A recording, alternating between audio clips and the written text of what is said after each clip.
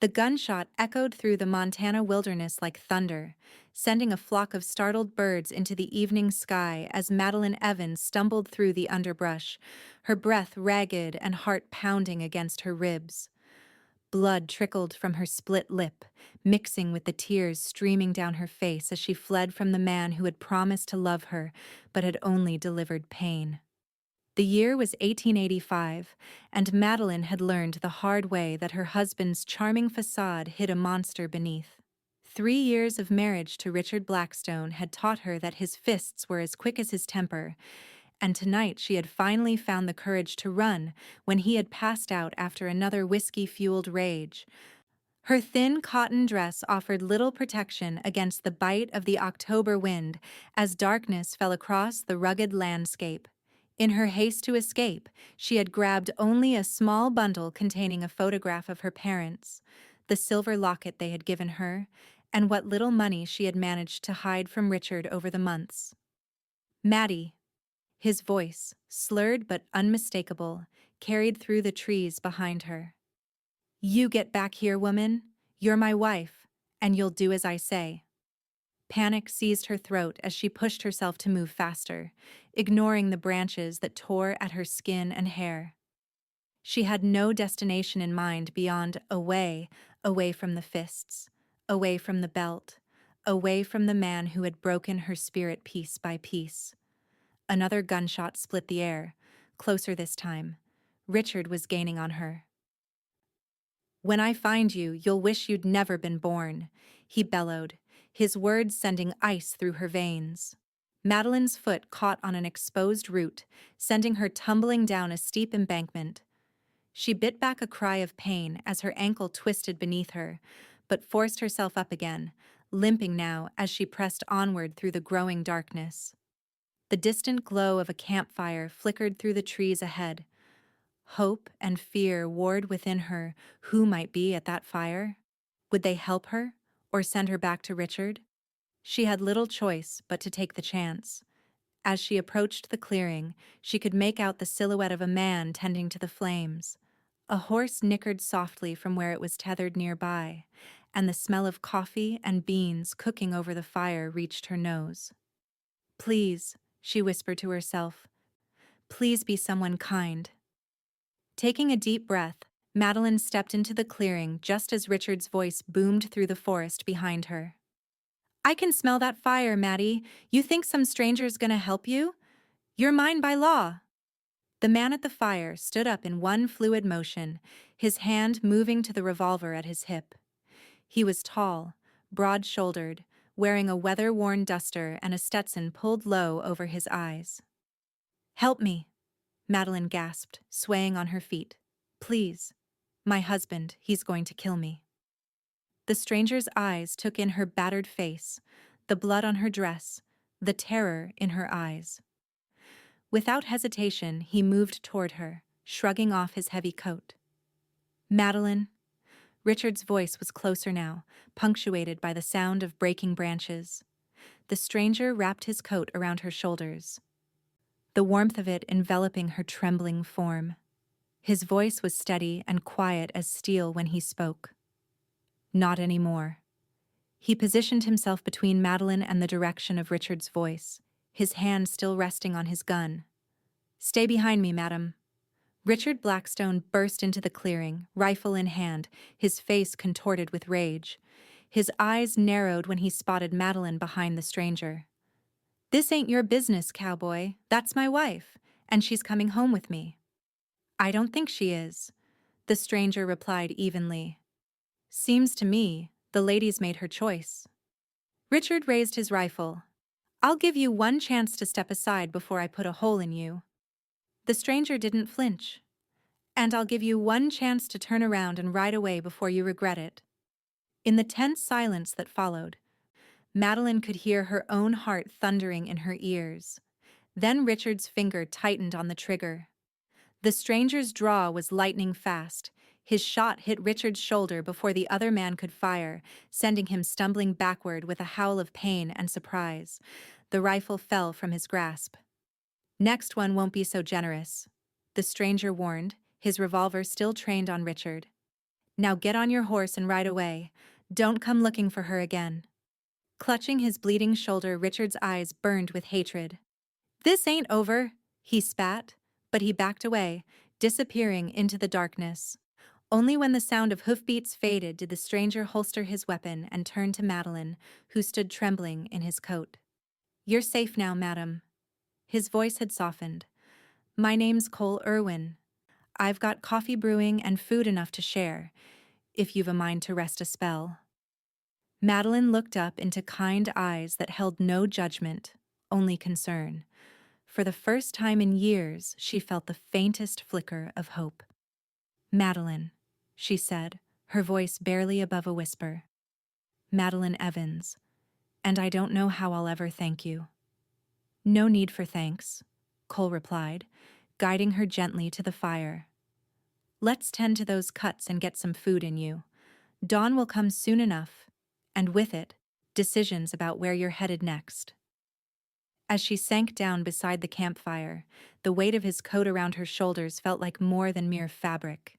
It felt like protection, like promise, like the first breath after years of drowning. Cole handed her a tin cup of hot coffee, and as their fingers briefly touched, Madeline felt a strange flutter in her chest that had nothing to do with fear.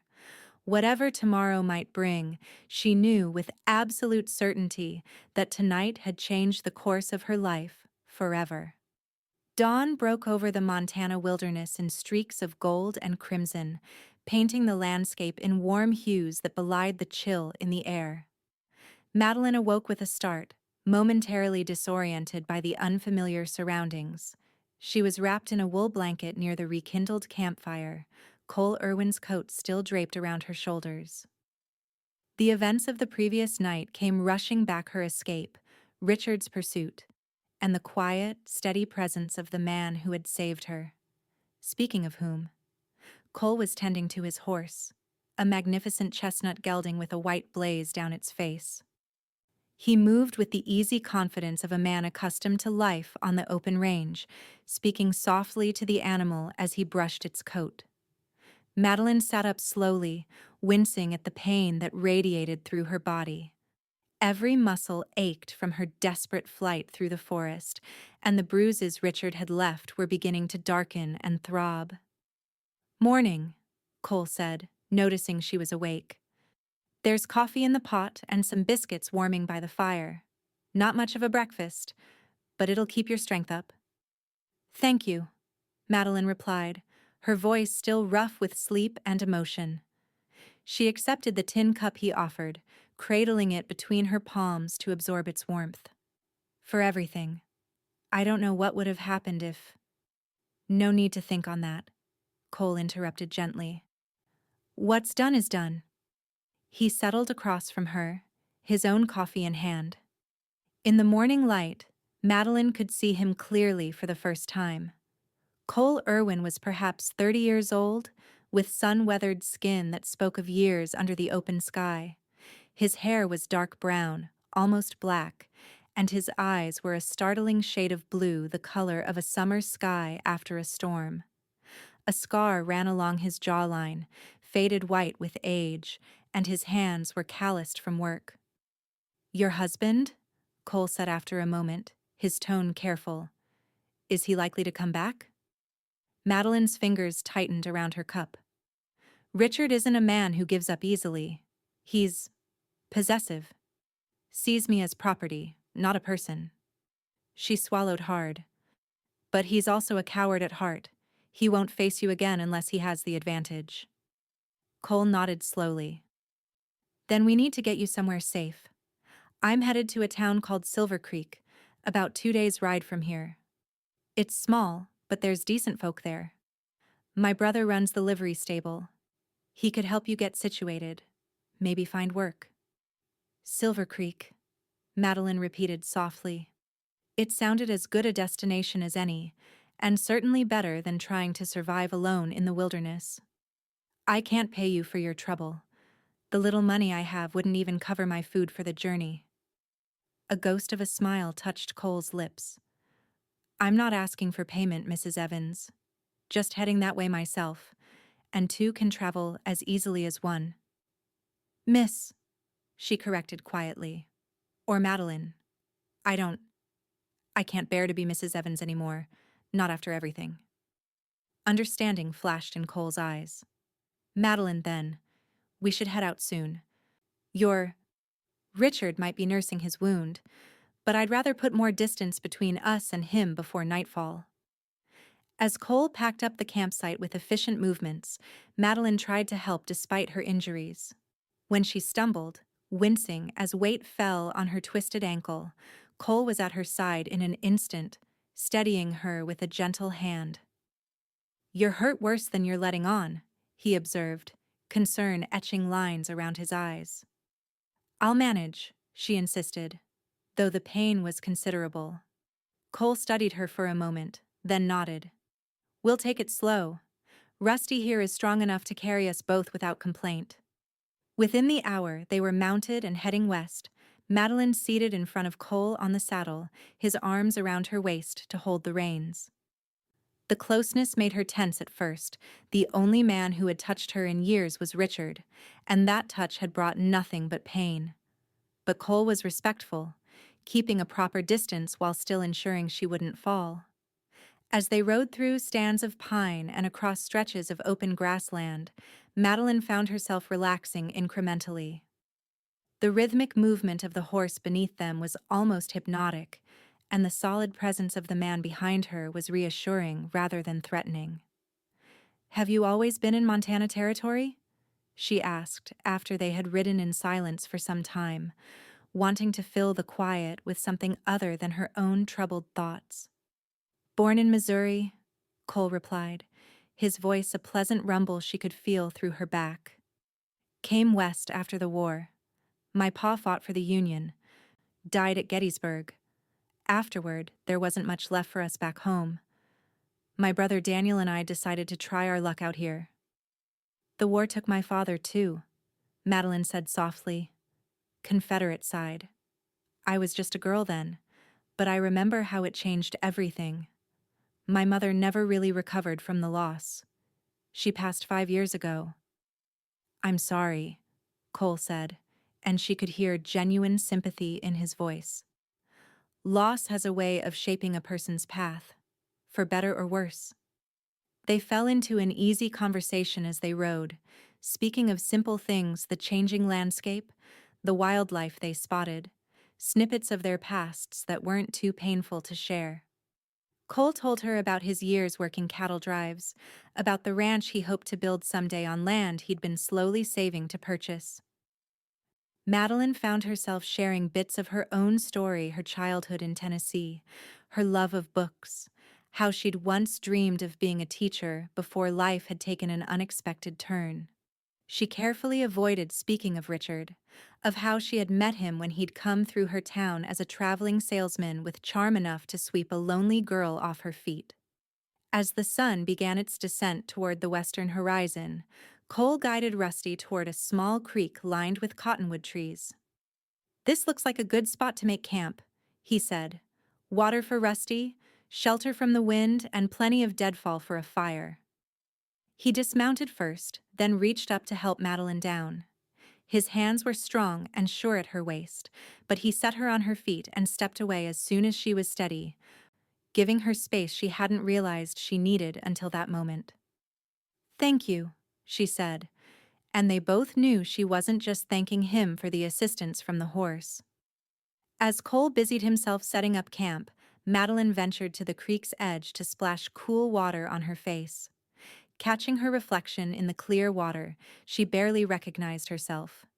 A purple bruise bloomed along her cheekbone, her lower lip was swollen, and her eyes held a haunted look she'd grown accustomed to seeing in the mirror. "Will I ever look like me again?" she whispered to her wavering reflection. "Wounds heal," came Cole's voice from behind her, startling her. He stood a respectful distance away, holding out a small tin of salve. "For your cuts," he explained. "It's not much, but it might help with the pain." Madeline accepted the tin with murmured thanks. As she carefully dabbed the salve on her split lip and the cut above her eyebrow, She found herself studying Cole covertly as he built a small fire. There was something soothing about watching his methodical movements, the way he arranged the kindling, the sure strike of his match, the patience with which he tended the growing flames. Everything about him spoke of capability, of quiet strength that had no need to announce itself with volume or violence. It was so different from Richard, whose outbursts had become increasingly unpredictable and whose moods shifted like quicksand beneath her feet. Cole's steadiness was like solid ground after years of treacherous terrain. When darkness fell completely, they sat on opposite sides of the fire, sharing a simple meal of jerky, dried apples, and the last of the morning's biscuits. The night sounds of the wilderness surrounded them, crickets chirping, the occasional hoot of an owl, the gentle burble of the creek. "May I ask you something, Madeline?" Cole said suddenly, breaking a comfortable silence. She tensed slightly but nodded. "How long were you with him?" The question hung in the air between them, unexpectedly direct. Madeline stared into the flames, considering whether to deflect or answer honestly. Something about Cole's straightforward manner made her choose truth. 3 years, she said quietly. We married when I was 18. He was different then. Or perhaps I simply didn't see what was already there. She wrapped her arms around herself, a defensive posture she'd adopted without realizing. It started small criticism, then anger, then a shove that he apologized for immediately. By the time I understood what was happening, I was far from home with no family left and nowhere to go.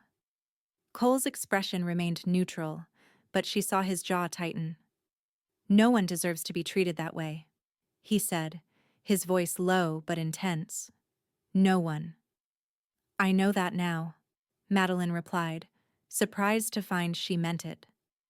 "I think I always knew it, but knowing and believing are different things."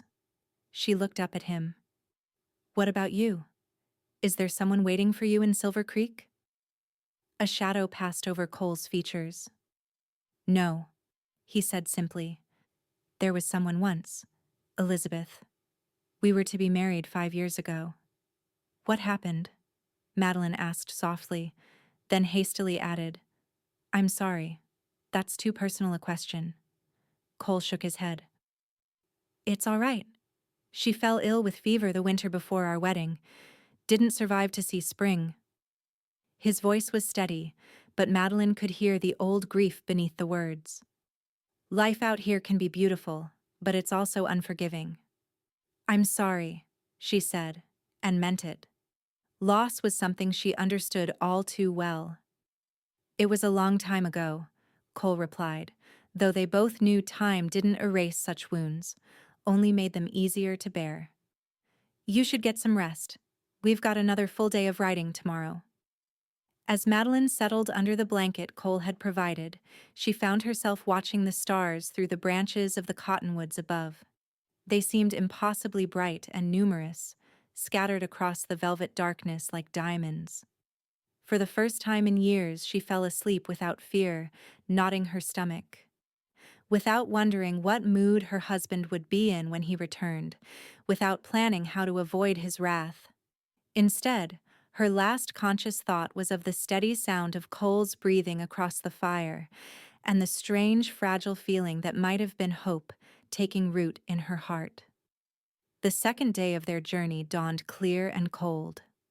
Frost glittered on the grass around their campsite, and Madeline's breath formed clouds in the morning air as she helped Cole break camp.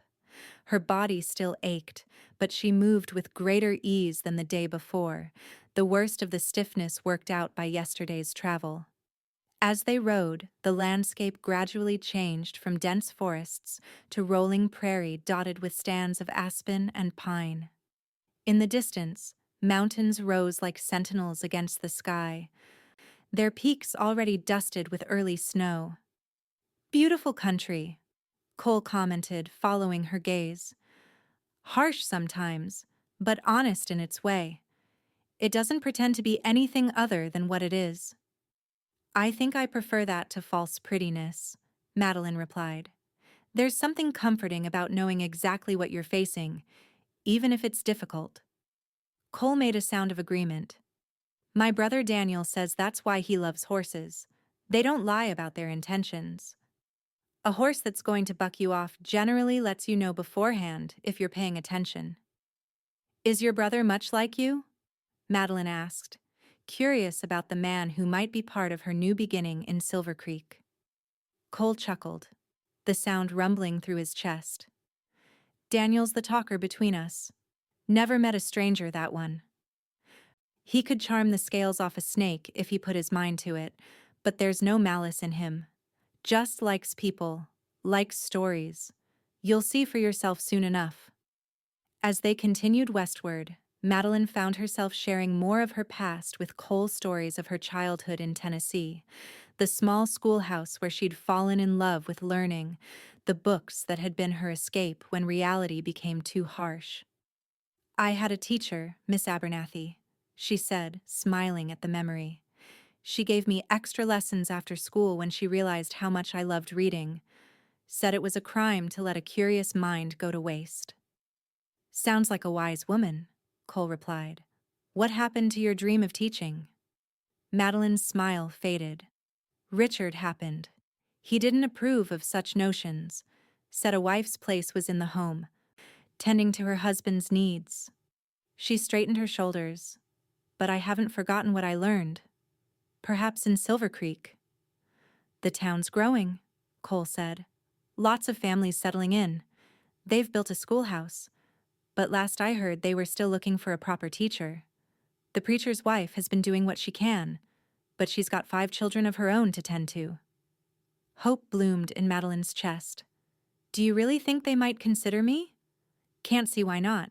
You're educated. You have a passion for it. Once you're settled, we can speak to Mayor Thompson about the possibility.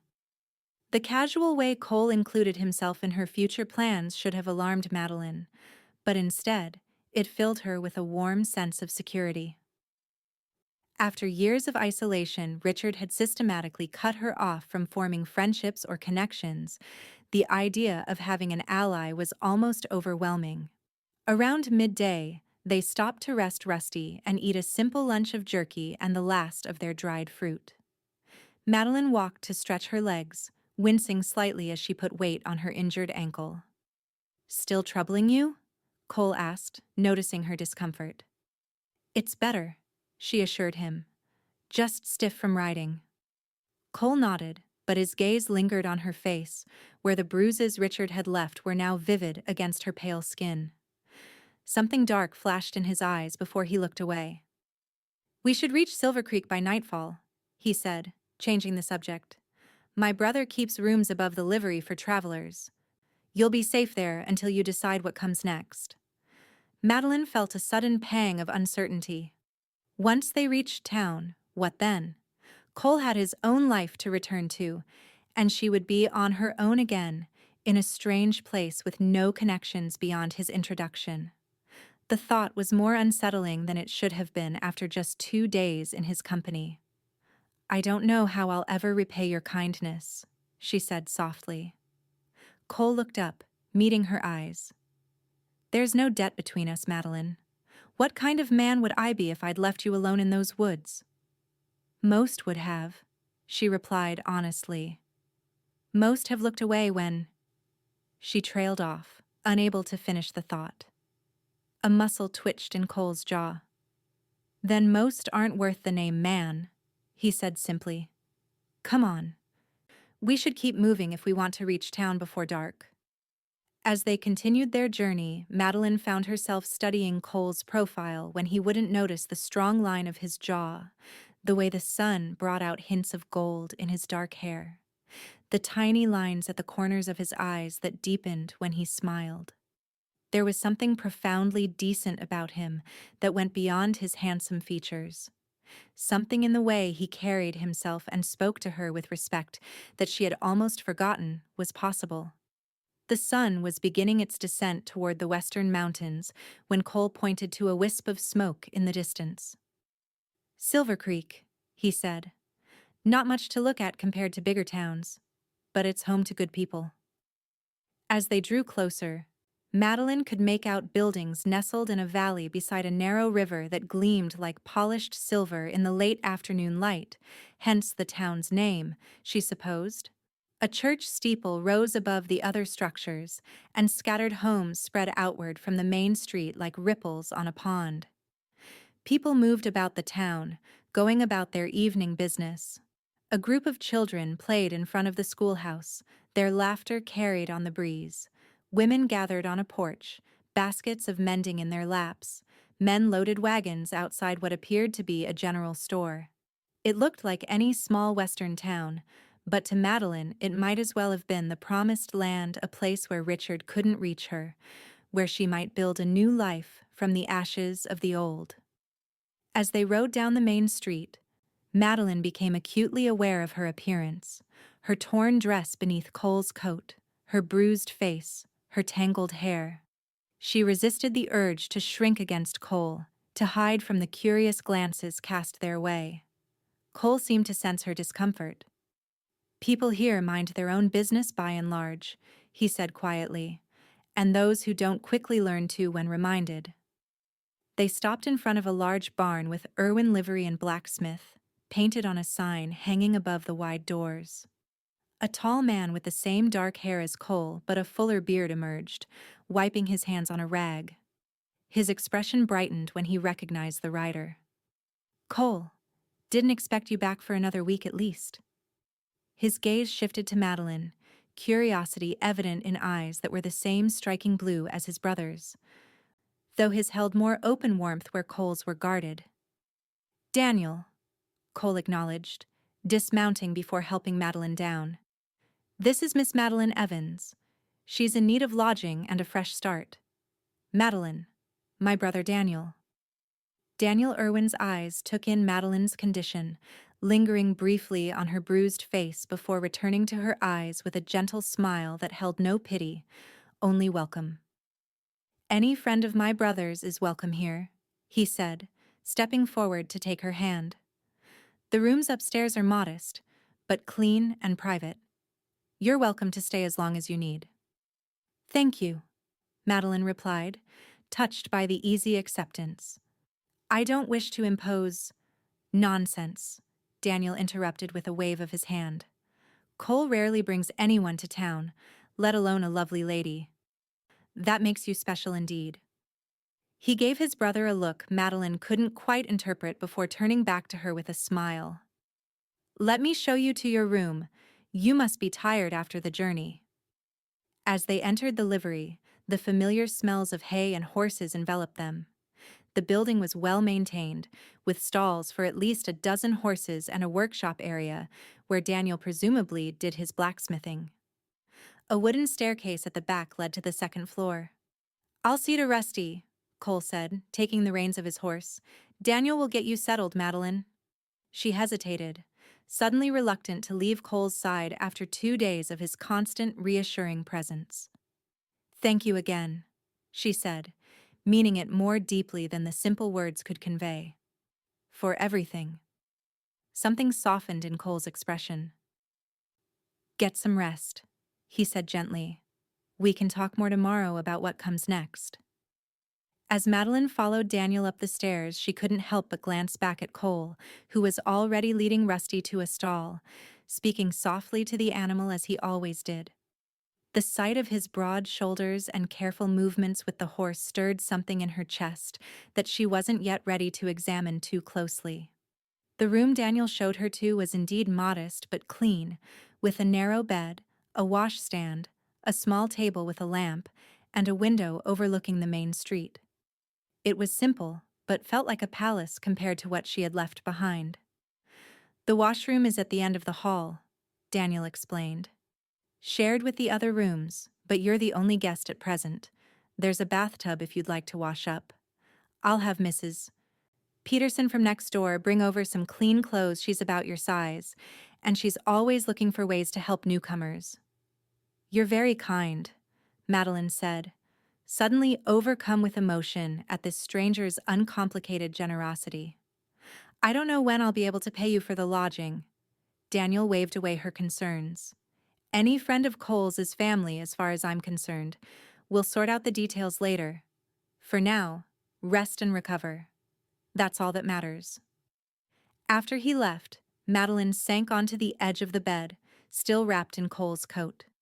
The events of the past 2 days crashed over her like a wave: her desperate escape, Richard's pursuit, Cole's intervention, and now this arrival in a town of strangers who nonetheless offered her kindness without question.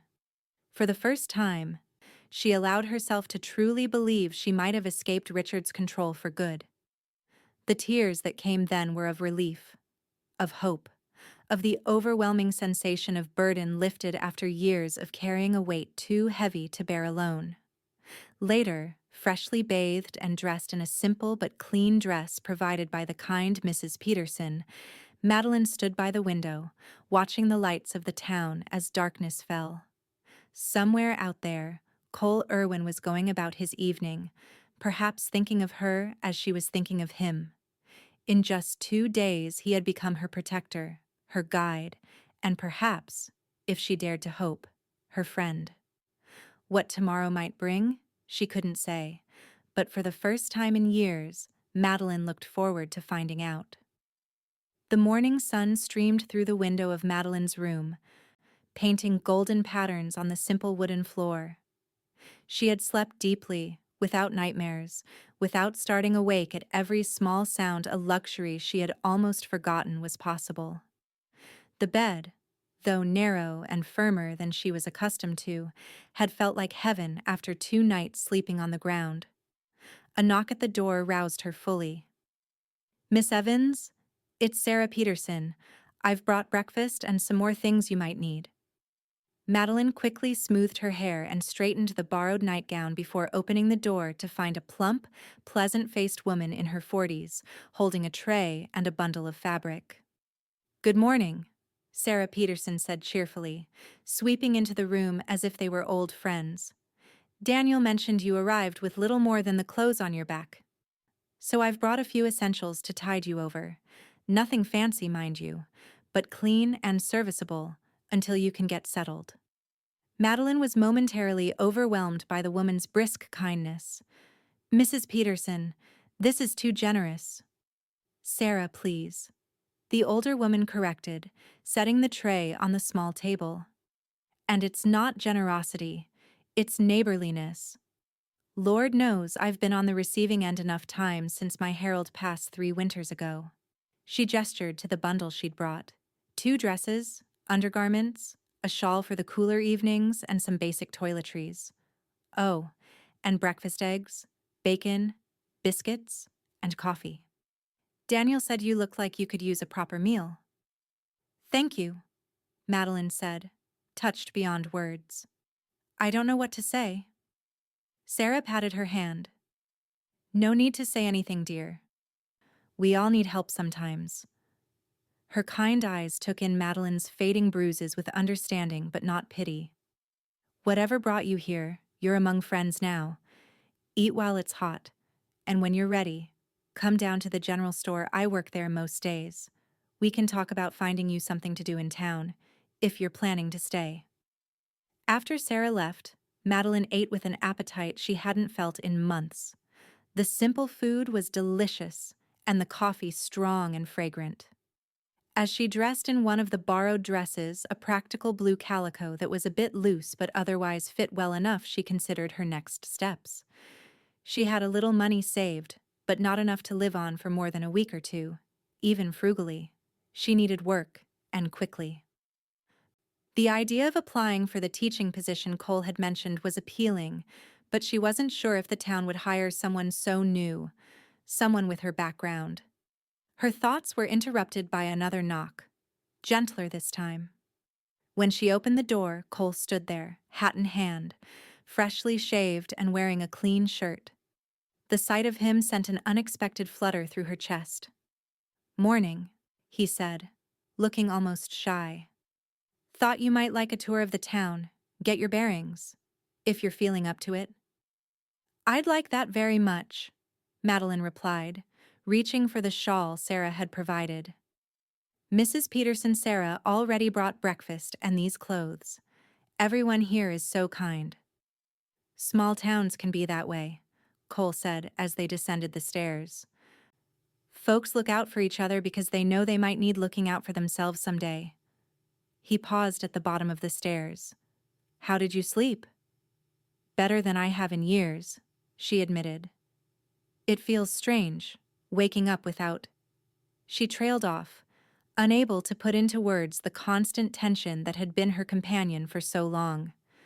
Without fear, Cole finished quietly. I understand. And somehow, Madeline believed he did.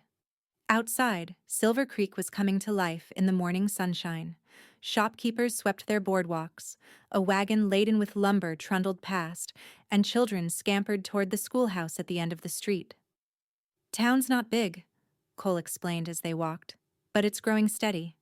Got the essentials general store, doctor's office, sheriff, saloon though it's respectable enough, church, school. Most folks are ranchers, farmers, or work in the silver mine about 5 miles north. As they strolled, Cole greeted people by name, introducing Madeline simply as Miss Evans, new to town. No one pressed for details about her circumstances or the still visible bruises on her face, though she caught curious glances.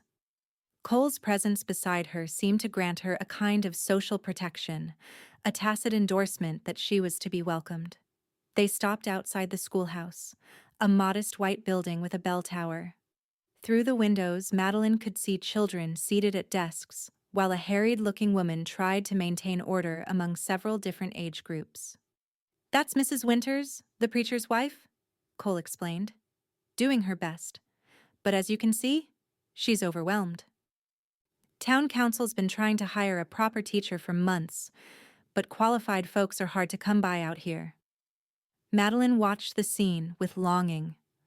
I always wanted to teach, she said softly. Before Richard took that dream away? Cole asked gently. She nodded, surprised by his directness but not offended. There was something refreshing about Cole's straightforward manner after years of walking on eggshells around Richard's volatile moods. Well, nothing's stopping you now, Cole continued. Mayor Thompson's at his office most mornings. We could speak to him today, if you like. The offer sent a mix of hope and anxiety through Madeline. Do you think he would consider me? I have no formal credentials, and I'm... She gestured vaguely to her face, where the evidence of Richard's abuse was still visible. Cole's expression hardened briefly. Those marks tell a story of survival, not shame, Madeline. And out here, practical knowledge counts for more than fancy papers. You know how to read, write, cipher? Yes, of course. You have patience with children? A small smile touched her lips. I've always loved children. Then you're already more qualified than anyone else who's applied. Cole nodded decisively. Mayor's office is this way. Before Madeline could protest further, Cole was guiding her toward a small building with town hall painted above the door. Inside, they found a balding man in his 50s hunched over ledgers, muttering to himself as he made calculations. Mayor Thompson, Cole said, removing his hat. Got a minute? The mayor looked up, blinking owlishly behind spectacles before breaking into a smile. Cole Irwin, back from your travels, I see. And who's this lovely lady? Miss Madeline Evans, Cole introduced her. She's new to Silver Creek and looking for a position. I believe she might be the answer to the town's teaching problem.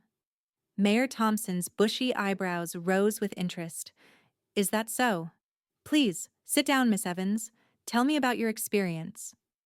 For the next half hour, Madeline found herself in an impromptu interview, describing her own education, the extra lessons with Miss Abernathy, her love of literature and mathematics. Cole remained by her side, silent but supportive, his presence giving her confidence she might not have found alone. Well, Mayor Thompson said finally, leaning back in his chair, you certainly know your subjects. Mrs. Winters would be overjoyed to hand over the classroom. The position doesn't pay much, mind you, $40 a month plus lodging in the small house behind the school. It needs some fixing up, but it's sound. Madeline's heart leapt. Lodging too? Can't expect a teacher to board with families indefinitely, the mayor said practically. Having your own place gives you the authority you'll need with the students. Though I should warn you, there are 28 of them, ages 5 to 16, all in one room. When could I start? Madeline asked, hardly daring to believe this opportunity had presented itself so quickly. How about Monday? Thompson suggested. Gives you a few days to prepare and Mrs. Winters time to inform the parents of the change. He peered at her more closely. I won't ask about your circumstances, Miss Evans. Your business is your own. But I should know if there's anything or anyone that might follow you here and cause trouble for our town. The question was delicately phrased but direct. Madeline hesitated, glancing at Cole, who gave her an almost imperceptible nod of encouragement. My husband, she admitted quietly. I left him. He was unkind. It was a gross understatement, but she couldn't bring herself to detail Richard's cruelty to this stranger, however kind he seemed. Cole helped me get away. I don't think Richard knows where I am, but if he were to find out... Mayor Thompson's expression softened with understanding. I see. Well, you should know that Sheriff Miller takes a dim view of men who mistreat women. If your husband should appear, he'll find little welcome here. He stood, extending his hand to Madeline. Welcome to Silver Creek, Miss Evans. I believe you'll do well by our children. Dazed with happiness, Madeline shook his hand. Thank you, Mayor Thompson. I won't let you down. Outside on the boardwalk, Madeline turned to Cole, unable to contain her excitement. I can't believe it. A teaching position, a house of my own, it's everything I've dreamed of for years. Cole smiled, his blue eyes warming at her enthusiasm. Told you the town needed a teacher. Seems like Providence that brought you here. Providence and you, Madeline replied softly. I don't know how to thank you properly, Cole. Seeing you happy is thanks enough, he said, then cleared his throat as if embarrassed by the sentiment. Come on, let's continue the tour. You should meet Sheriff Miller since we talked about, well, just in case.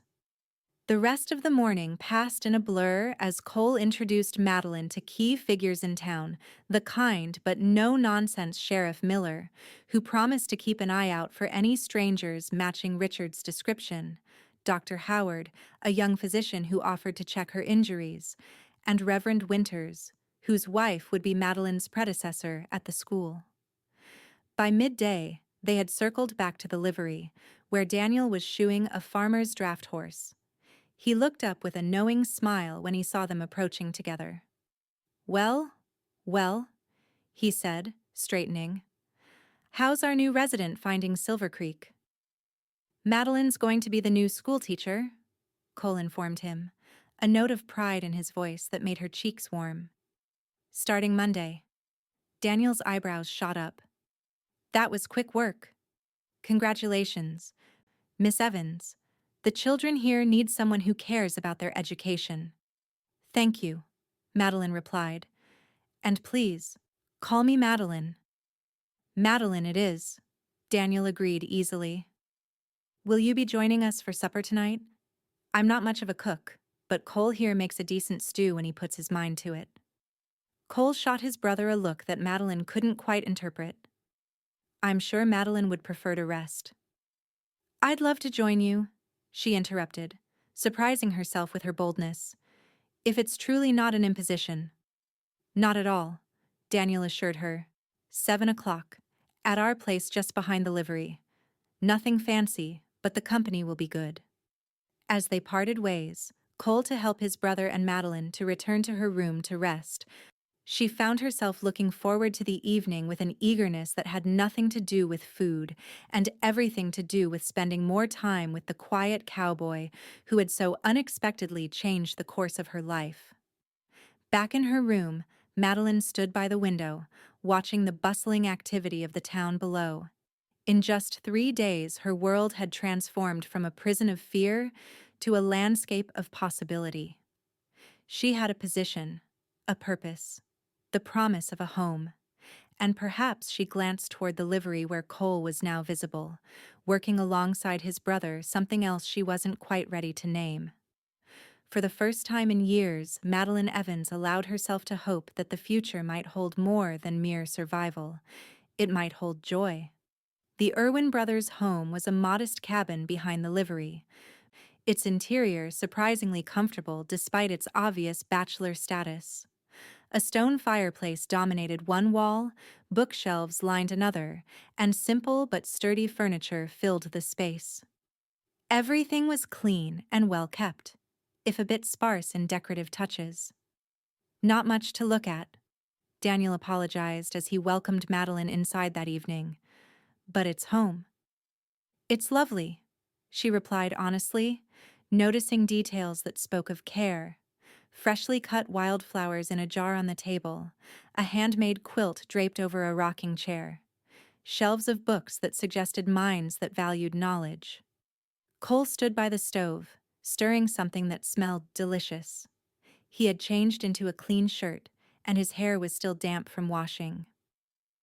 The domesticity of the scene struck Madeline powerfully. This quiet man, who had faced down her violent husband with unflinching courage, now carefully tending to a pot of stew. "Hope you like venison," Cole said, glancing up as she entered. "Shot this buck last week before I headed east." "I haven't had venison in years," Madeline replied, moving to join him at the stove. "Can I help with anything?" "Already done," Cole assured her. "Just waiting on the biscuits now." Daniel busied himself setting the table, chattering easily about town gossip and the day's work at the livery. His open, friendly manner was so different from Cole's more reserved demeanor, yet Madeline could see the similarities between the brothers in their movements and expressions. When they sat down to eat, Daniel raised his water glass in a toast. "To Silver Creek's newest schoolteacher, may your students appreciate how lucky they are." Madeline blushed but raised her own glass. "And to the kindness of strangers who become friends." As they ate, the conversation flowed naturally. Daniel was a born storyteller, regaling Madeline with tales of the town's founding, the colorful characters who had passed through over the years, and childhood adventures with Cole that made his stoic brother alternately chuckle and grimace with remembered embarrassment. "Cole was always the serious one," Daniel explained, his eyes twinkling. "Even as a boy. While I was getting into scrapes, he was figuring out how to get me out of them." "Someone had to keep you alive," Cole retorted good-naturedly. "Otherwise, Ma would have had my hide." "Your mother," Madeline said, realizing she knew little about their background. "Is she still—" "Passed away 10 years ago," Daniel replied, his expression sobering. "Influenza. It was after Pa died at Gettysburg, but before we came west. It's just been us since then." "I'm sorry," Madeline said softly. "I lost my mother 5 years ago. There's a special kind of loneliness in being without parents." Cole nodded, his eyes meeting hers with a look of understanding that needed no words. "Enough melancholy," Daniel declared, rising to clear the plates. "Cole mentioned you enjoy books, Madeline. Feel free to borrow any that catch your interest. Most are Cole's. He's the reader between us. I prefer to get my stories firsthand in the saloon." While Daniel washed the dishes, Cole showed Madeline the bookshelves. Their shoulders nearly touched as they stood side by side, examining the titles. The proximity sent a warmth through her that had nothing to do with the fire crackling nearby. "You have an impressive collection," she observed, running her fingers along the spines. "Thoreau, Emerson, Whitman, even some Shakespeare." "Not much entertainment out here besides reading," Cole replied, watching her select a volume of Emerson's essays. "That one's a favorite. You're welcome to borrow it." "Thank you." Madeline held the book to her chest like a treasure. "I had to leave all my books behind when—" She trailed off, the memory of her hasty flight from Richard's house still raw. Cole's expression darkened briefly. "You can start a new collection here. Fresh beginnings." The gentleness in his voice made her look up, catching his gaze. Something passed between them in that moment, an understanding, a connection that transcended their brief acquaintance. Madeline felt her breath catch in her throat. The moment was broken by Daniel's return, though the knowing look he cast between them suggested he'd sensed the atmosphere. "It's getting late," Cole said, stepping back slightly. "I should walk you back to the livery, Madeline." The night air was crisp as they walked the short distance, stars glittering overhead in a sky untainted by city lights. They moved in comfortable silence, close but not quite touching, until they reached the stairs to her room. "Thank you for dinner," Madeline said, pausing at the bottom step. "And for everything else. This morning I was a stranger in a strange town, and now I have a position, a home waiting for me, and—" She hesitated, uncertain how to describe what was developing between them. "Friends?" Cole suggested quietly.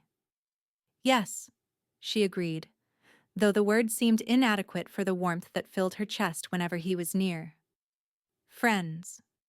Cole studied her face in the moonlight, his expression thoughtful. "You should know," he said finally, "that I'll be riding out tomorrow for a few days. There's a rancher north of here who's hired me to help move his herd to winter pasture. Should be back by Thursday or Friday." Disappointment swept through Madeline, stronger than seemed reasonable after knowing him such a short time. "Oh," she managed. "Of course, you have your work." "Daniel will look out for you," Cole assured her. "And Sheriff Miller knows to keep an eye open. You'll be safe." "I'm not worried," she said, though the thought of facing her first days in town without Cole's steady presence was more daunting than she cared to admit. Will you come see me when you return?" The question hung between them, more vulnerable than she had intended it to sound. Cole's eyes softened. "Wild horses couldn't keep me away," he said simply. Then, in a gesture that seemed half planned, half instinct, he reached out to touch her cheek gently, just below the fading bruise. "Get some rest, Madeline. Your new life starts tomorrow." His touch was feather-light and gone almost immediately, but it left her skin tingling as she watched him walk away into the darkness. That night, as she read by lamplight from the borrowed book of essays, Madeline found herself touching her cheek where his fingers had been, wondering at how a man she had known for only 3 days could have become so important to her world.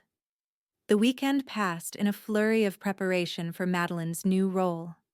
Saturday morning, Sarah Peterson took her to meet Mrs. Winters, who was visibly relieved to be handing over teaching duties, and generously shared her notes on each student's progress and challenges. In the afternoon, Mayor Thompson gave Madeline the key to the small house behind the schoolhouse and showed her around the modest structure. The teacher's house was simple but sturdy, 2 rooms downstairs, a combined kitchen and sitting area, plus a small study, and a bedroom in the loft above. It needed cleaning and minor repairs, but the roof was sound and the walls solid. The mayor promised that the town council would see to the necessary work before she moved in on Sunday. "It's perfect," Madeline told him sincerely, already envisioning where she would place the few possessions she hoped to acquire once she received her first month's pay. True to the mayor's word, by Sunday afternoon, a crew of townsmen had repaired the loose floorboards, fixed the leaky roof, and given the entire interior a fresh coat of whitewash. The women of the town, led by Sarah Peterson, arrived with housewarming gifts, curtains for the windows, a colorful braided rug for the floor, pots and pans for the kitchen, linens for the bed, and even some preserved foods to stock the pantry. "This is too much," Madeline protested as the women transformed the bare house into a home before her eyes. "Nonsense," Sarah replied, hanging the curtains she had sewn. "That's how we do things here. When my barn burned 3 years ago, the entire town had it rebuilt in 2 days." By Sunday evening, Madeline stood in the middle of her new home, overwhelmed by the generosity of these people who had welcomed her without question. The house was modest but comfortable now, with a fire crackling in the small stove and lamps casting a warm glow over the simple furnishings. Only one thing dimmed her happiness: Cole's absence. Though Daniel had checked on her several times and invited her to Sunday dinner, she found herself watching the northern road, hoping to see a familiar figure on horseback, returning earlier than expected. Monday morning dawned clear and cool as Madeline prepared for her first day of teaching. She dressed carefully in her best borrowed dress, a navy blue with white piping that Sarah had altered to fit her better. Her hands trembled slightly as she pinned up her hair in a simple but neat style appropriate for a school teacher. The bruises on her face had faded to a yellowish green that could mostly be hidden by arranging her hair strategically. The cut on her lip had healed, leaving only a small pink mark that would eventually fade entirely. Looking in the small mirror above her washstand, Madeline hardly recognized herself, not because of the lingering marks of Richard's abuse, but because of the hope and purpose that now animated her features. The schoolhouse bell rang at 8 o'clock sharp, calling children from throughout the town and surrounding farms.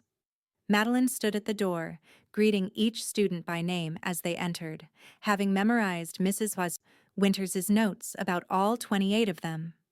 "Good morning, Miss Evans," they chorused, some shy, some curious, all clearly assessing this newcomer who would be guiding their education. By noon, Madeline was exhausted but exhilarated. The challenge of teaching multiple age groups simultaneously was considerable, but she had divided the students into sections based on their abilities rather than strictly by age, giving assignments to the older children while working directly with the younger ones, then switching her attention.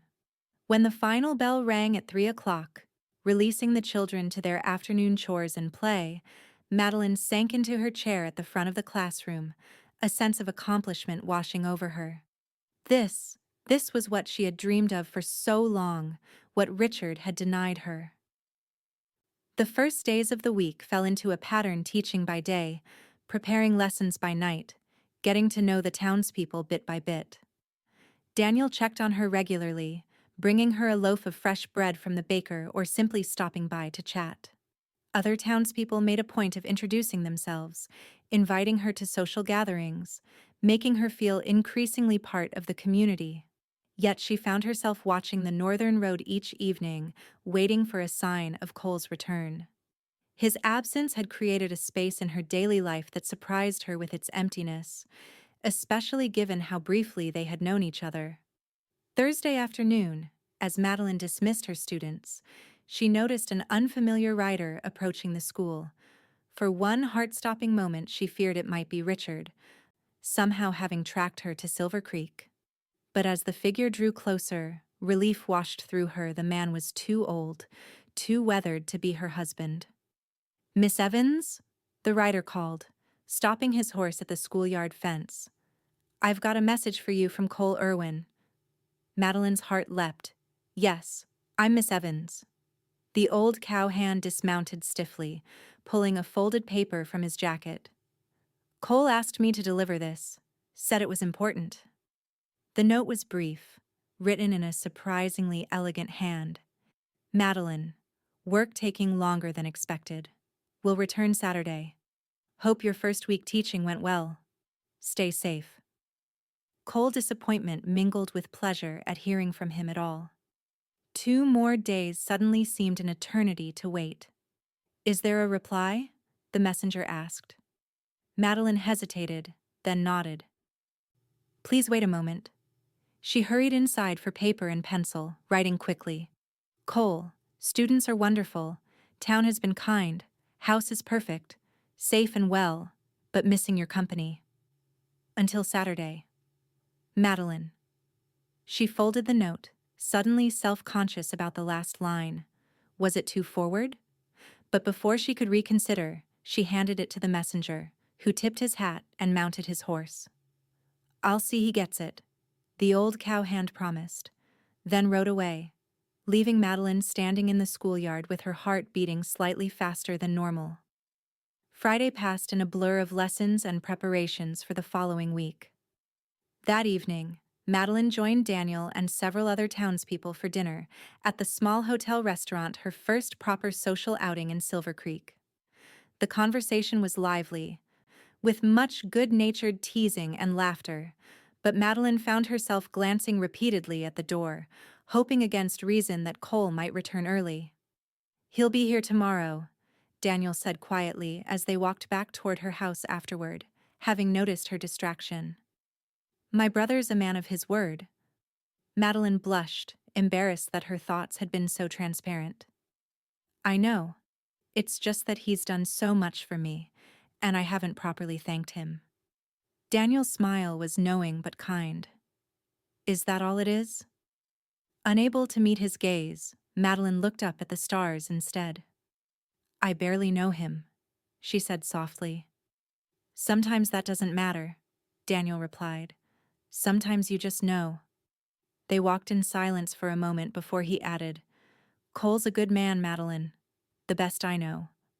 But he's been through his share of loss, and it's made him cautious with his heart." "I would never hurt him," she said immediately, then realized the implication of her words, that there was something between them to hurt, and fell silent. Daniel patted her arm gently. "I know that, and I think he does too, somewhere under all that caution." Saturday morning, Madeline woke at dawn, anticipation making sleep impossible. She tried to occupy herself with lesson plans and housekeeping, but found her attention repeatedly drawn to the window that faced the northern road. Around midday, she gave up the pretense of productivity and walked into town, ostensibly to purchase supplies for the coming week, but really to be closer to the livery where Cole would likely return first. The general store was busy with Saturday shoppers, and Sarah Peterson kept her engaged in conversation for nearly an hour, introducing her to what felt like half the town's population. By late afternoon, Madeline had run out of excuses to linger in town and reluctantly started back toward her house, disappointment heavy in her chest. Perhaps Cole had been further delayed, or perhaps his message had been overly optimistic about his return date. She was halfway home when she heard the steady rhythm of hoofbeats behind her. Turning, she saw a rider approaching at a canter, silhouetted against the setting sun. Even at a distance, she recognized the set of his shoulders, the way he sat his horse. Cole. Madeline stopped walking, her heart suddenly racing as he drew nearer. He was dust-covered from the trail, his face shadowed by his hat brim, but when he saw her, he straightened in the saddle, urging Rusty to a faster pace. He reined in beside her, dismounting in one fluid motion. For a moment, they simply looked at each other, both suddenly uncertain. "You're back," Madeline said finally, aware of how inadequate the words were. "Said I would be," Cole replied, his voice rough from the trail. He studied her face, his eyes taking in the nearly healed bruises, the healthy color in her cheeks, the way her hair gleamed in the late afternoon sun. "You look well." "I am," she assured him. "The teaching position is everything I hoped for. The children are wonderful, and everyone has been so kind." "Daniel keeping an eye on you?" "Every day," she confirmed with a smile, "and half the town besides." Cole nodded, satisfied. An awkward silence fell between them, heavy with unspoken things. "I should let you get home," Madeline said finally, gesturing vaguely toward the livery. "You must be tired from the trail." "Actually," Cole said, shifting his weight slightly, "I was hoping you might join me for supper. There's a place just outside town, Miller's Creek. The fishing's good there, and I thought—" He trailed off, looking uncharacteristically uncertain. "You want to go fishing?" Madeline asked, confused. A hint of a smile touched Cole's lips. "No, I want to take you on a picnic, if you'd like that." The simple invitation made Madeline's heart skip. "I would like that very much," she replied, unable to keep the pleasure from her voice. "Give me an hour to clean up and get supplies," Cole said, visibly relieved by her acceptance. "I'll come by your place." As promised, Cole arrived at her doorstep an hour later. freshly bathed and shaved, wearing a clean shirt and his best jeans.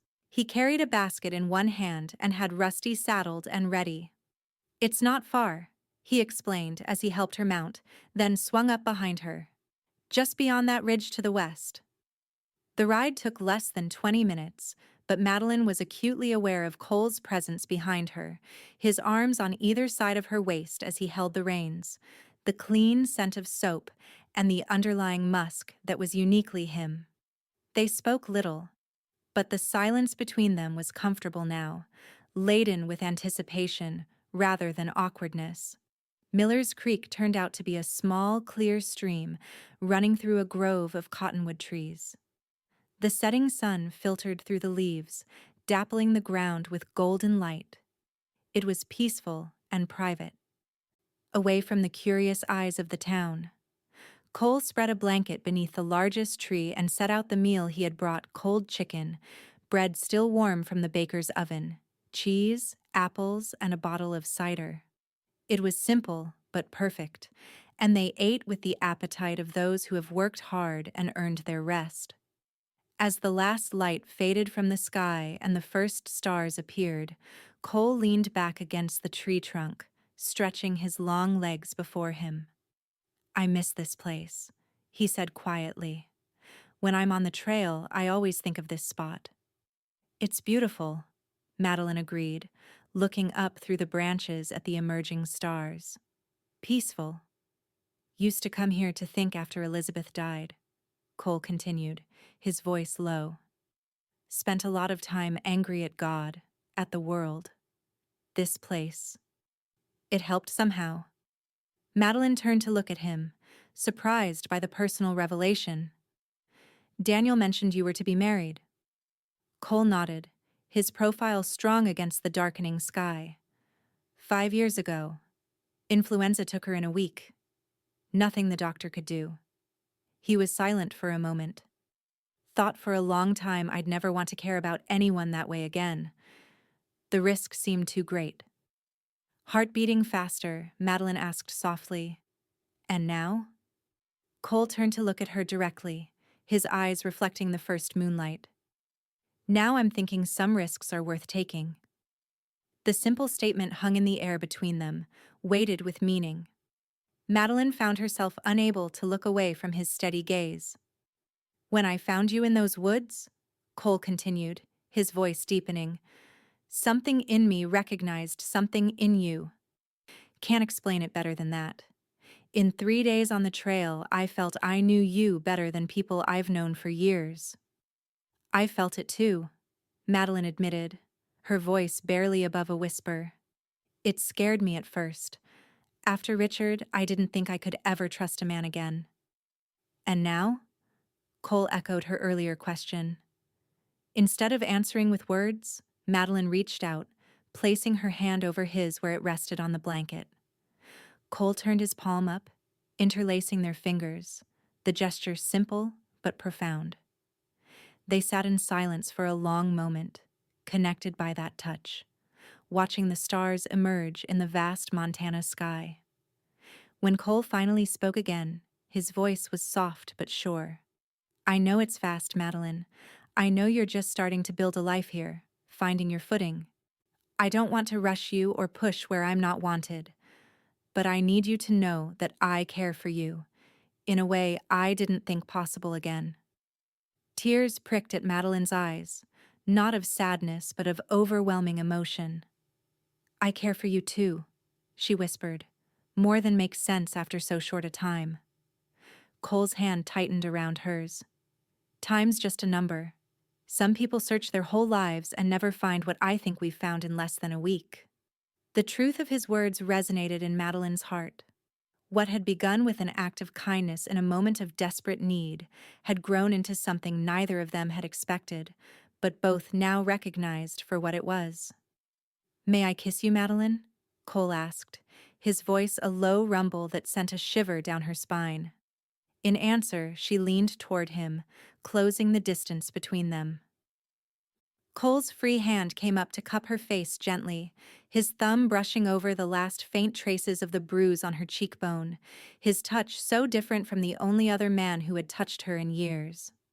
Their lips met softly at first, a question being asked and answered. Then, as Madeline leaned into him, the kiss deepened, becoming something more urgent, more honest. Cole's arms encircled her, strong but infinitely gentle, pulling her closer but never trapping. When they finally parted, both slightly breathless, Cole rested his forehead against hers. "Been wanting to do that since I first saw you standing tall despite everything," he admitted. Madeline smiled, her heart so full it felt it might overflow. "I'm glad you waited until I wasn't quite so battered." Cole's expression sobered. "If I ever see that man again." He left the threat unspoken, but his meaning was clear. "He has no power over me anymore," Madeline assured him, believing it for the first time. "My life is here now, with my students, with this town." She paused, gathering her courage. "With you, if that's what you want." "It's what I want," Cole confirmed without hesitation. "But there's no rush, Madeline. We have time. I want to court you properly: dinner at the hotel, dances at the town social, Sunday drives. I want to do this right." The old-fashioned sentiment touched Madeline deeply. After Richard's whirlwind courtship that had swept her off her feet only to dash her to the ground, Cole's steady, deliberate approach was exactly what she needed. "I'd like that," she said simply. They stayed by the creek until the moon was high, talking of their pasts and their hopes, sharing stories and dreams, learning the contours of each other's minds as carefully as they were learning the feel of each other's hands.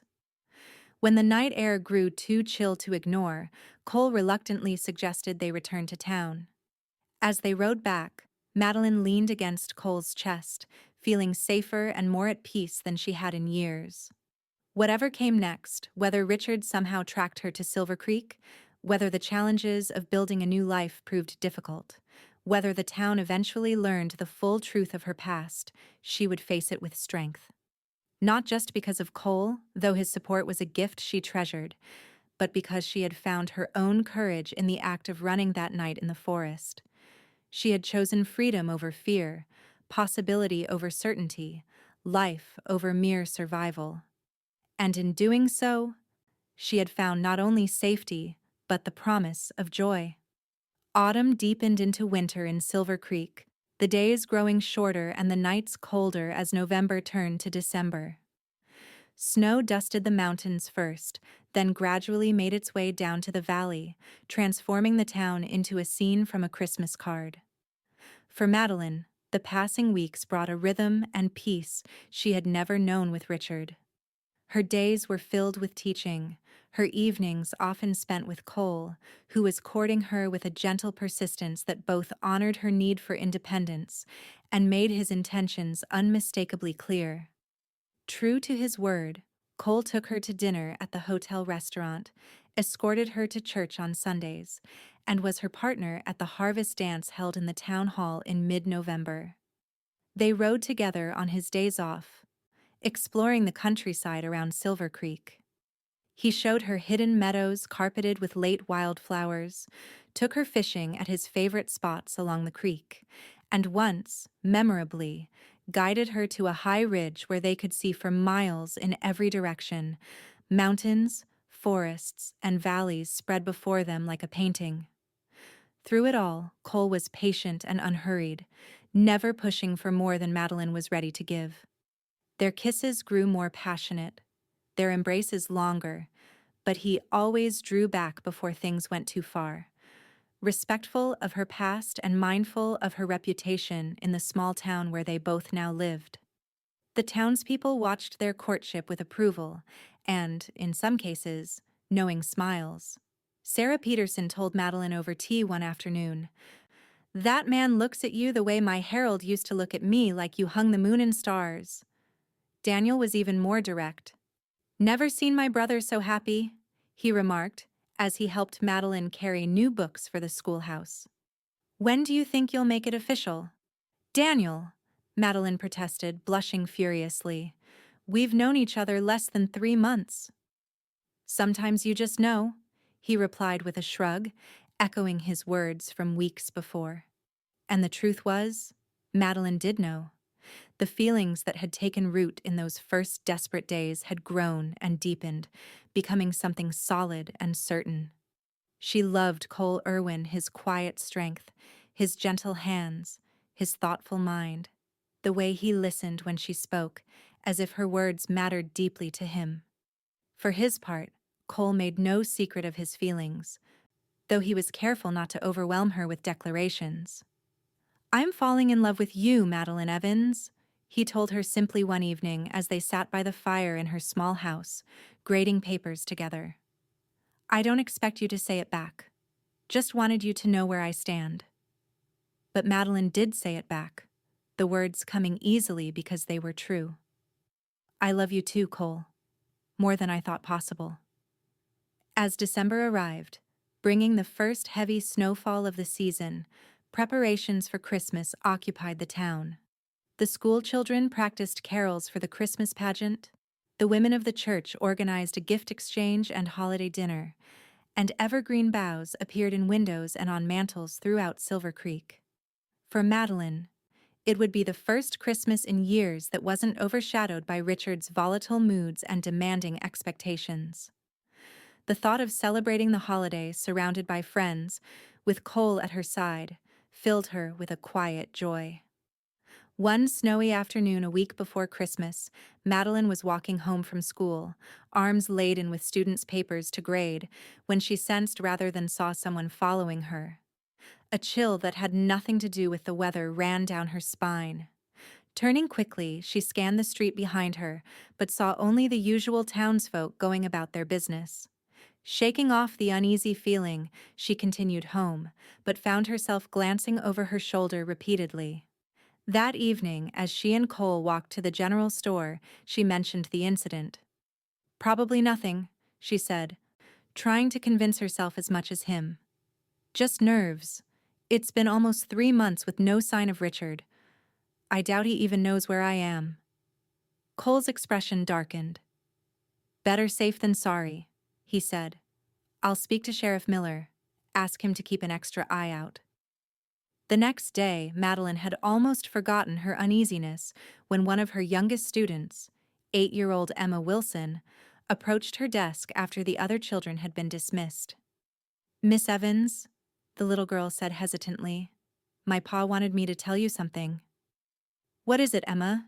Madeline asked, smiling encouragingly. Pa saw a stranger in town yesterday. Said he was asking questions about the new school teacher. Emma twisted her mittens nervously. Pa said the man didn't seem friendly, and he thought you should know. A cold knot formed in Madeline's stomach. What did this man look like, Emma? Did your father say? Tall, with a beard. Pa said he had mean eyes. Emma paused. And Pa said he was favoring his right shoulder, like it was hurt. Richard's shoulder, where Cole had shot him that night in the forest. Madeline felt the blood drain from her face but forced a smile for Emma's sake. Thank you for telling me, sweetheart. Your father was right to send the message. After Emma left, Madeline locked the schoolhouse with shaking hands and hurried toward the sheriff's office. Miller wasn't there, but his deputy pointed her toward the saloon, where the sheriff often took his afternoon coffee. She found both Miller and Cole there, deep in conversation that stopped abruptly when she entered. One look at her face told Cole something was wrong. Richard's in town, she said without preamble. Or at least, someone matching his description was here yesterday, asking about me. Cole was on his feet instantly, moving to her side. You're sure? Madeline explained what Emma had told her, watching Cole's expression harden as she mentioned the injured shoulder. Sheriff Miller stroked his mustache thoughtfully. Haven't seen any strangers myself, but I'll put the word out. If he's still in town, we'll find him. He fixed Madeline with a kind but serious look. Meanwhile, Miss Evans, I suggest you're not alone any more than necessary, especially after dark. You can stay with us, Cole said immediately. Daniel and I have plenty of room, and no one would think twice about it given the circumstances. Madeline shook her head.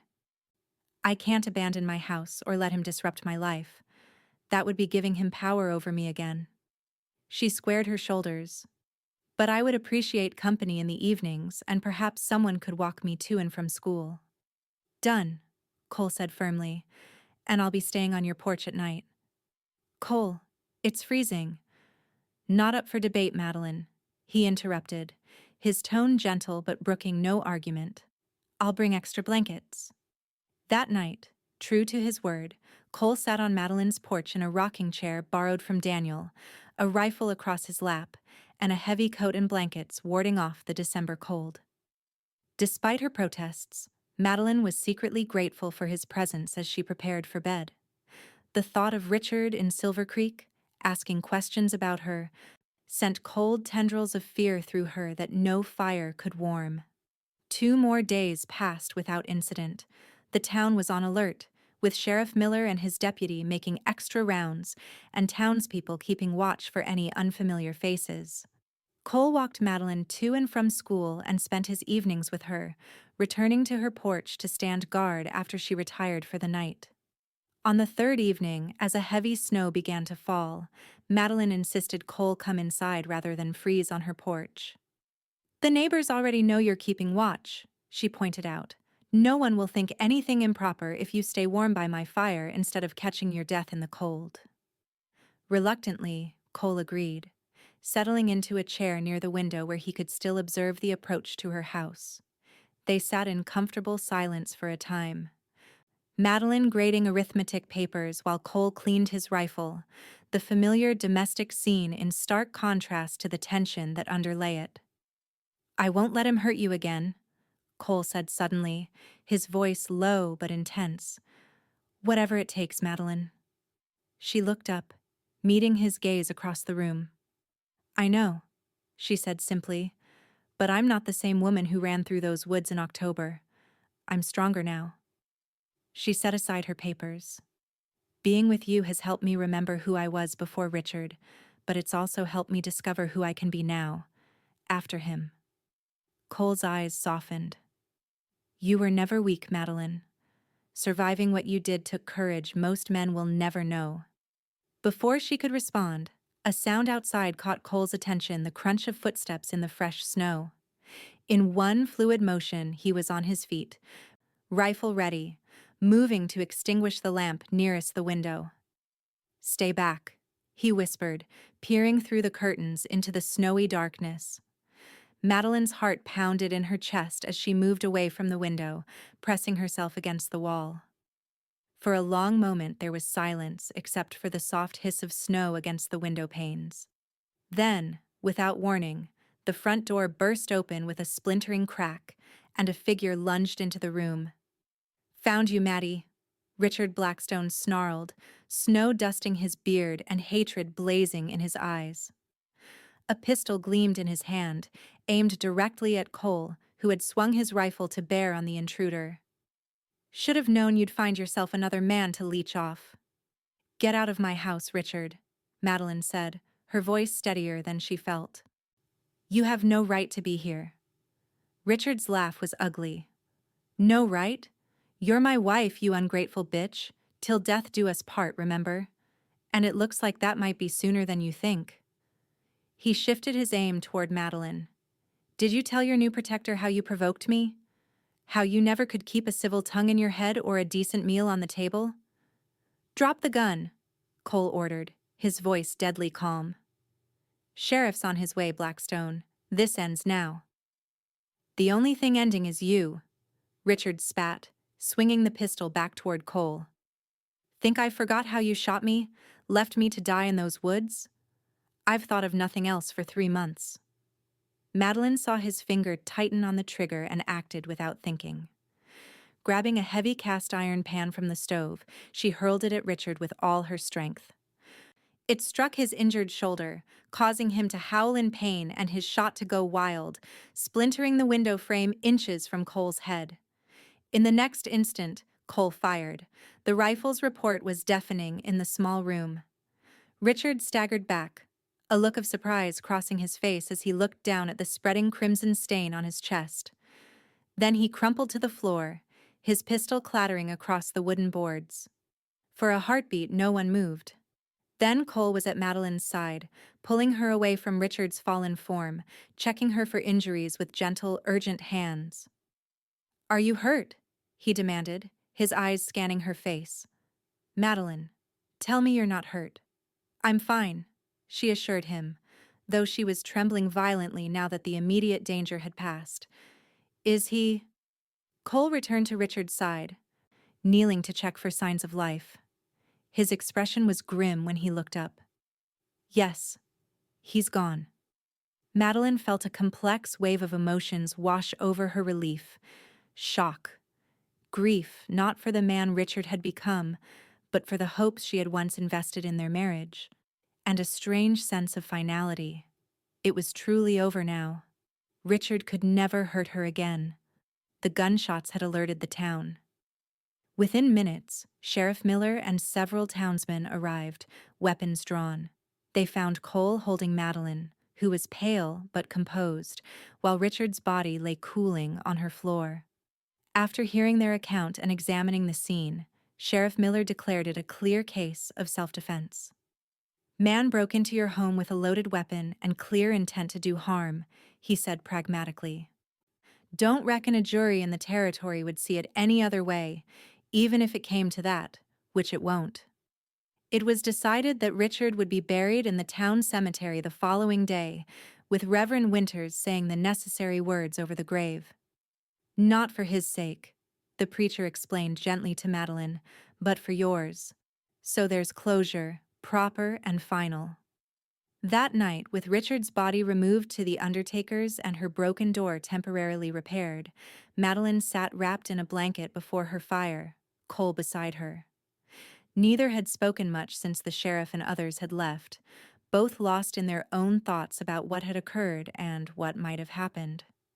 "I keep thinking," Madeline said finally, breaking the silence, "about how differently things might have gone if you hadn't found me that night in the woods.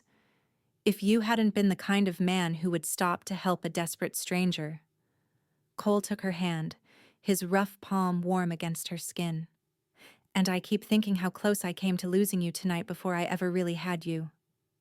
Madeline turned to face him, reading in his eyes the same realization that had crystallized in her own heart during those terrifying moments that life was precious and uncertain, and some chances were worth taking sooner rather than later.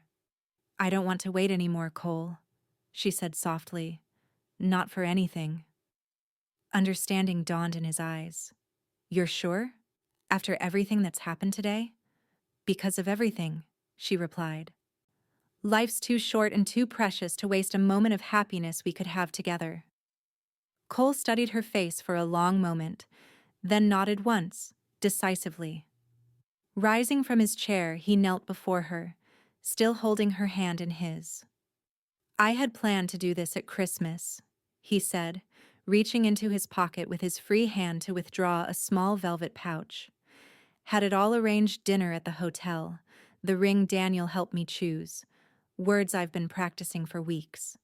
Madeline's breath caught as he emptied the pouch into his palm, revealing a simple gold band set with a single small diamond that caught the firelight and reflected it back in dancing sparks. "It's not fancy," Cole continued, his voice deepening with emotion. "But neither are we, I reckon. What we have is better than fancy. It's real and true, and built on something solid." He took a deep breath. "Madeline Evans, I love you more than I thought possible after losing Elizabeth. You're brave and kind and stronger than you know. Will you marry me?" Tears blurred Madeline's vision, but they were tears of joy, not sorrow. "Yes," she whispered, then louder. "Yes, Cole Irwin, I will marry you." The ring slid onto her finger as if it had been made for her hand. Then Cole was pulling her into his arms, his kiss fierce and tender all at once, a promise and a claim and a celebration. When they finally parted, Both breathless, Cole rested his forehead against hers. "I was thinking spring for the wedding," he said. "But after tonight—" "Christmas," Madeline suggested, surprising herself with the certainty she felt. "A week from today. I don't want to wait for spring." Cole's smile was like the sun breaking through clouds. "Christmas it is, then." And so, on Christmas Day, 1885, with snow falling gently outside, and the church filled with the townsfolk who had become her friends and protectors, Madeline Evans became Madeline Irwin. She wore a new dress of deep blue velvet, a gift from the women of the town who had sewn it in secret during the week leading up to the wedding.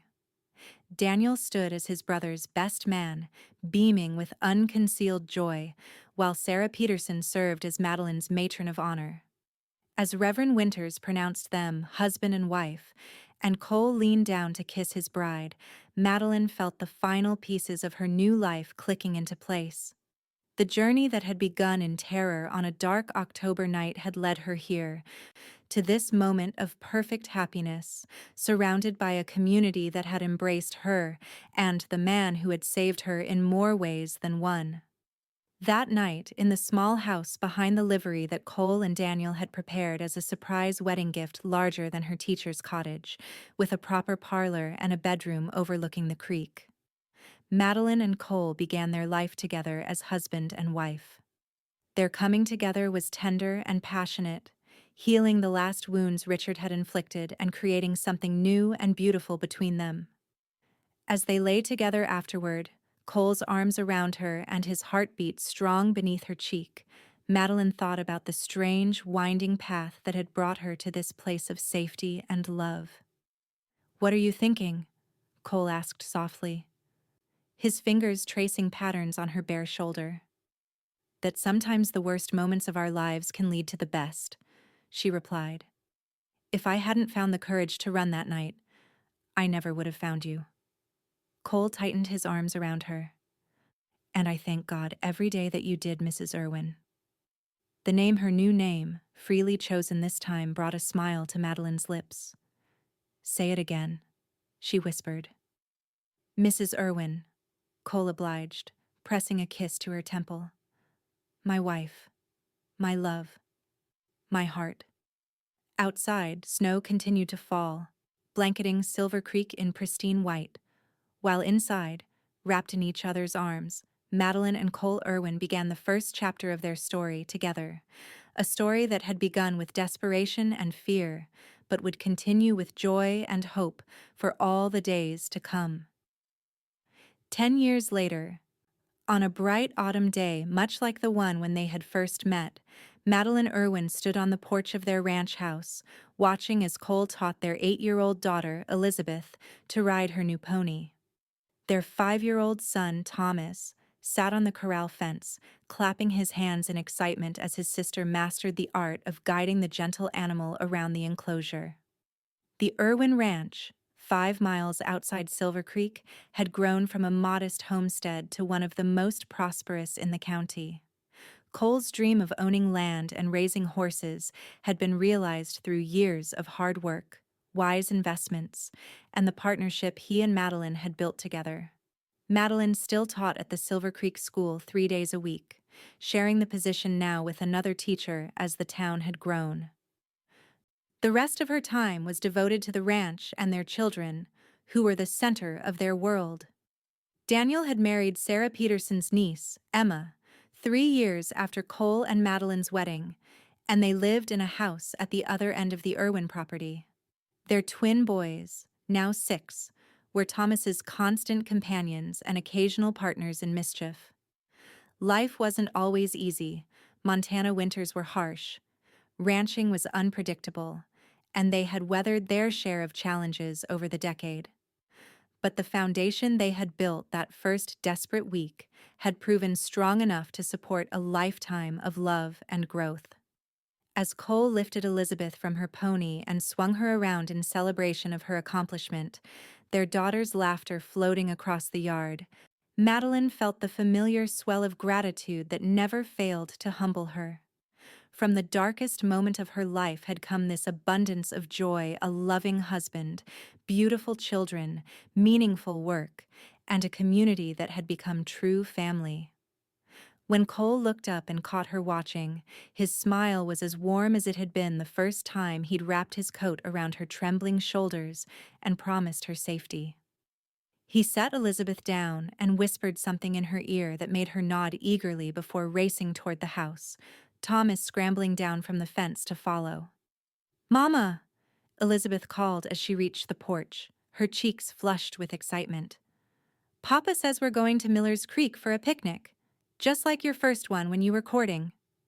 Madeline smoothed her daughter's wind-tousled hair, so like Cole's in color, but with her own curls. "Did he now? And what brought on this sudden plan?"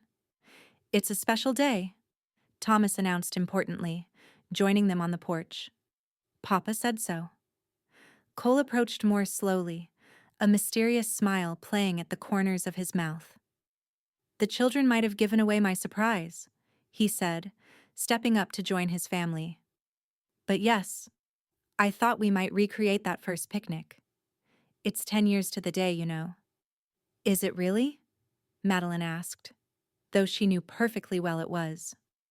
She had been counting the days herself, marveling at how a decade could feel both so long and so brief. Cole's eyes, still that same striking blue though crinkled now with a decade of laughter and Montana sun, held hers with a look that still made her heart skip after all these years. 10 years since I found the courage to tell you I was falling in love with you," he said. "Seems worth celebrating." "The best 10 years of my life," Madeline replied softly. "Mine too," Cole agreed, leaning down to kiss her gently. "And I plan on at least 50 more."